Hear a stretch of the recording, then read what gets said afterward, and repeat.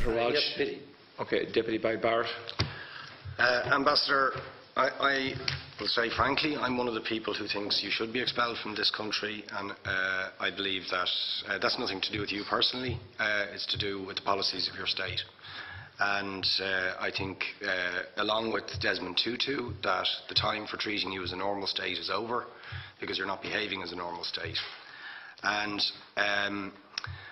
I just want to ask you questions, really, in relation to that contention. And I would just say, for the record, it certainly isn't motivated by anti-Semitism in my case. I mean, for example, when disgraceful attempts were being made to downplay the horrors of the Holocaust by people like David Irving, I brought a Jewish Auschwitz survivor to this city to organise meetings and get her on national television to remind the Irish people about the horrors of the Holocaust. And I would do so again if anybody tried to downplay the horrors of what were done to the Jewish people. But it is precisely because I'm opposed to racism that I oppose what your state is doing and what it stands for. So I just want to ask you a few questions in relation to that. And I should also say, by the way, I lived for a year on Moshav Neot Hakikar in the Dead Sea in 1987, 2 weeks before the first Intifada broke out. That leads me to my first question. You have tried to cover over what you have done, the killings of innocent people in Gaza on 3 separate occasions over recent years, the seizure of Palestinian land and so on, by attacking Hamas. Now, why don't you just admit that Hamas didn't exist when the first Intifada took place? They didn't set up an armed wing until the early 1990s. And that there was a reason that PLO were in Tunis at the time, exiled, effectively not present. But the ordinary Palestinians rose up because you denied them basic rights. I lived there. It was apartheid. It was racism. It was endemic. It was rotten. Absolutely, I was shocked within weeks of living there to see how you treated Palestinian people.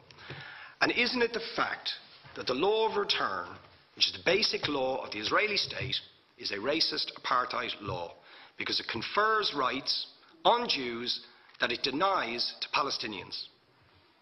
It allows, for example, if I was Jewish and had never stepped foot in Israel, I could claim citizenship there tomorrow, but 6 million people whose origins are in what you now call Israel, who were forced out in 1947 or 48, do not have that right. Isn't that part of the reason why the Palestinians are in dispute with Israelis? Because you deny them the right to return to their homes and to their land and to their villages, and that they have a legitimate claim, even under international law, to return, but you deny them that right. Why do you deny them that right? And why do you give that right to other people who have no connection whatsoever with the land, whether you call it Israel or whether you call it Palestine? Why do you continue to seize land, if you're serious about Oslo and the two-state solution? Why do you continue to seize land, which under that agreement is land designated to be Palestinian land? 500,000 people, most of which has taken place since Oslo. You allow that to happen. Why do you allow it to happen if you're serious about giving this land to the Palestinians? It's absolutely extraordinary. And it just, are you not just taking us, Ambassador, for idiots? That you can say with a straight face, we're serious about peace, but while we're serious about peace, we're going to seize Palestinian land. And you expect the Palestinians to just sit back and do nothing about that. And the world to accept that that is an acceptable way to behave. And you asked earlier on, could we have some constructive solutions? Now, you know what the Palestinian people have been asking for. Far less even than some people would ask for. Because I believe the whole apartheid system should be dismantled. But what they've asked for is to lift the siege of Gaza. Just to lift the siege of Gaza. Let them have an airport. Let them have ports. Let them not be dictated to by a government for whom they do not vote as to what can go in and out of their territories, whether they will have power, whether they will have clean water, whether they will have medicine. What makes you think you're allowed to have nuclear weapons and the 4th biggest army in the world and visit destruction on the people of Gaza But they have no right to defend themselves. They have no territorial sovereignty over that land. Could you ask questions, please? How do you justify that? Yeah. All right. How do you justify those double standards? And very lastly, Ambassador,